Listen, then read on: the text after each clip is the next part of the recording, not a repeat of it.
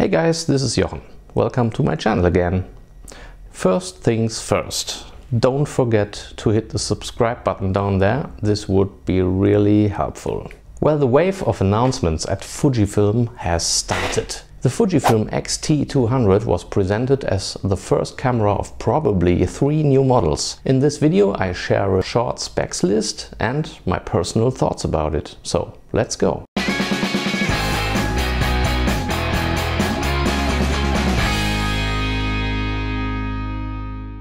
As we all know from the wonderful Fuji Rumors website, Fujifilm is starting its spring offensive with 3 new camera models.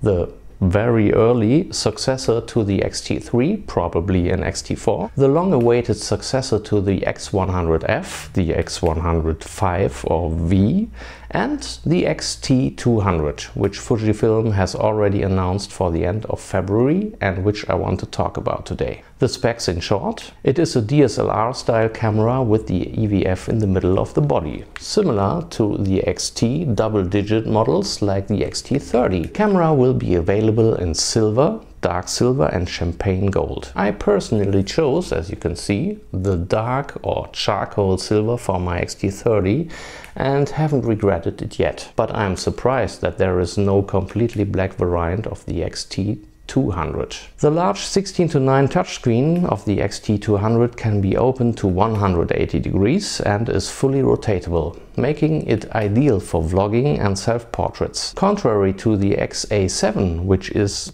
aimed approximately at the same customers group, the X-T200 has an EVF. The X-T200 comes with a 24.2 APS-C CMOS sensor and a new processor. So we will have 425 autofocus points and advanced eye and face detection like on the XA7. Because this camera definitely wants to be a vlogging unit, here are some of the video specifications. 4K with up to 30 frames per second and Full HD with up to 120 frames per second should be enough for every YouTuber. In Full HD mode you can switch on a so-called digital gimbal. This is more or less an electronic image stabilization consisting of a gyro sensor that compensates for unwanted camera movements. How well this thing works can currently only be estimated and believed. There is a demo video from Fujifilm about it. But the fact that IBIS is of course not built into such a camera should be clear to everyone. This is a feature that should come first in the new flagship of the X-T series, the upcoming X-T4. Then let's talk about film simulations next. Unfortunately, this camera also lacks acros, just like the new classic NEC. I think that's a shame, because due to the new processors there shouldn't be any technical obstacles.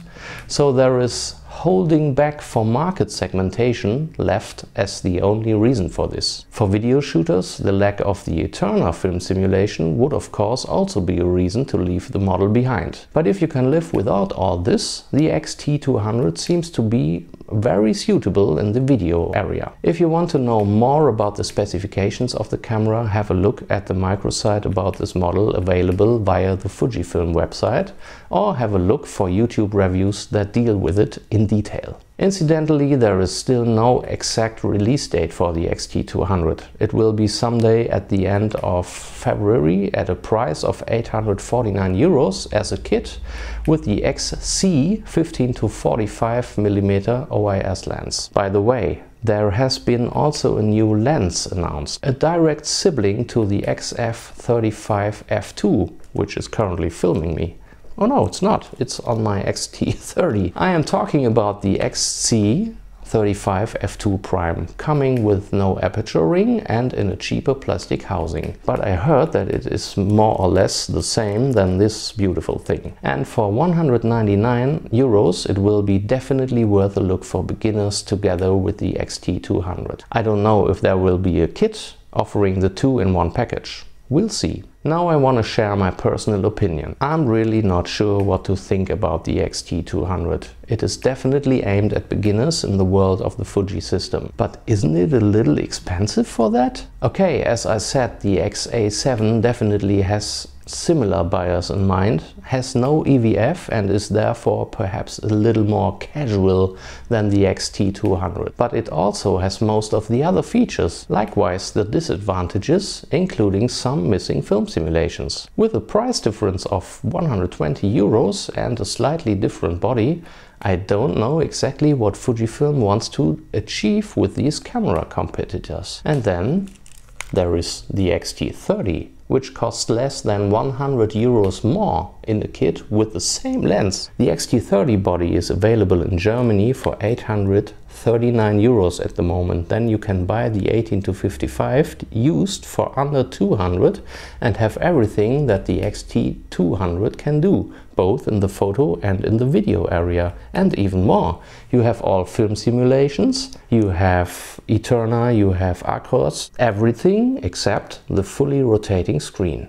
Well, here we go again. So as a starter model for vlogging and for an ambitious entry into photography, the X-T200 doesn't seem bad to me. But if I had to recommend something to a friend, I would probably either recommend an X-T20 or even an X-T30 for photos. If it's just about vlogging, I would take a closer look at the XA7 for 100 euros less. The XC15-45 kit lens is equipped with OIS anyway, so even the digital gimbal function doesn't make much difference, I assume. Somehow, the longer I think about it, the new camera is a little confusing. What do you all mean? What strategy is Fujifilm following with the X-T200 and what am I possibly seeing wrong? I'm really looking forward to your opinion in the comments below. Well, there will be more videos on my channel about the upcoming announcements of the X100V or 5 and the X-T4, so don't forget to subscribe and to hit the notification button also. Otherwise you might miss something important. If you have any other questions on another topic, feel free to write me in the comments. I usually answer within a few hours. So that's it for today. Take care of yourself, have a good time. Ciao.